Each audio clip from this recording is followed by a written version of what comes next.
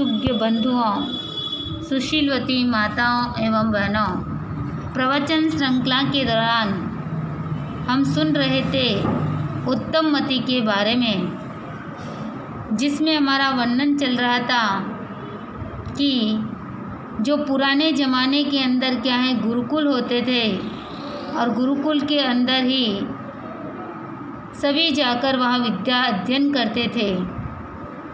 उसी गुरुकुल के अंदर जो एक राजकुमार भी क्या है अध्ययन कर रहा था और उस राजकुमार जो अध्ययन कर रहा था और उस गुरुकुल के अंदर जिस राजा का आगमन होता है, जो आगंतुक राजा होता है, उस आगंतुक राजा के और उस राजकुमार के पिता के बीच में शत्रु भाव होता है।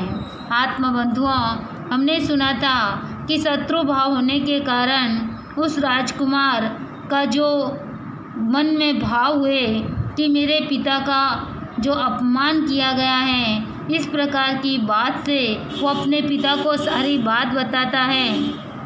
पर पिता उससे कहते हैं कि पुत्र, समय की प्रतीक्षा कर, समय पर सभी समस्याओं का क्या है तुम्हें समाधान मिल जाएगा।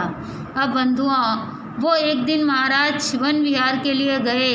उस समय राजकुमार को भी अपने घोड़े पर बिठाकर साथ ले गए थे और सुना था कि जो घोड़े पर साथ में गए थे राजकुमार भी, और उस राजा के गले में जो मोती की माला थी वो बिखर कर जमीन पर पूरी बिखर गई, मोती सारे। अब वो राजा उन राजकुमार जो हैं उस दुशाले को उतार करके ज़मीन पर बिखरे हुए जो मोती हैं, उस मोती को जो मिट्टी, कंकड़, पत्थर आदि से इकट्ठे करके दुशाले में भरकर क्या है पोटली बांध ली। अब बंधुओं, उस पोटली के राजकुमार के बांधने के बाद महाराज बोले कि बेटे, तुम ये क्या कर रहे हो? क्यों अपना कीमती सुंदर दुशाला इस तरह मिट्टी में खराब कर रहे हो?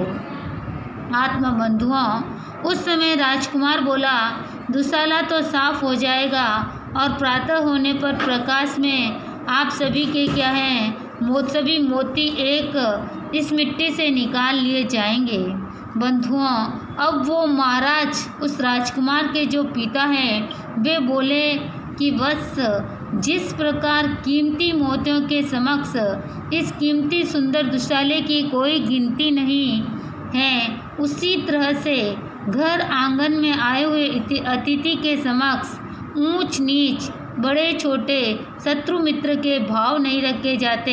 यही मानवता है, यही उत्तम संस्कृति, यही महान लक्ष्मण है।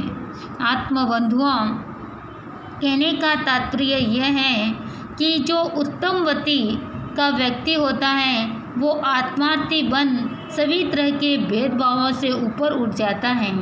यही मानवता है, यही धर्म है, यही कर्तव्य है, और जो आत्मसिद्धि के लिए प्रथम लक्ष्य है वो मानवता का होना चाहिए। आज आकार से मानव तो बहुत हैं, पर गुण मानव हजारों लाखों में 2-4 ही मिलेंगे।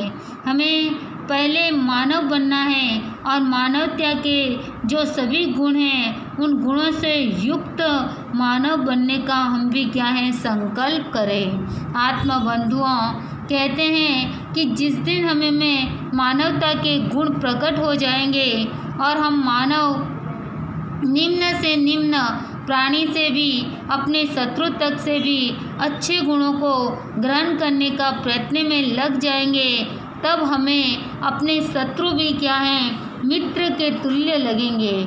आत्मबंधुओं, विचार करिए, जब शत्रु के उद्यान में खड़े वृक्ष जो रसदार फल दे सकते हैं, तो हम मानव क्यों नहीं अपने मानवीय गुणों से शत्रु को भी मित्र में बदल देते हैं। अंत में आप सभी से यही कहना है कि मक्खन की उपलब्धि दही के मंथन में है, तत्व की उपलब्धि गहरे चिंतन में है, बाह्य साधनों में सुख के अन्वेषकों आनंद की उपलब्धि आत्म निष्पंदन में है। इन्हीं शब्दों के साथ ओम शांति।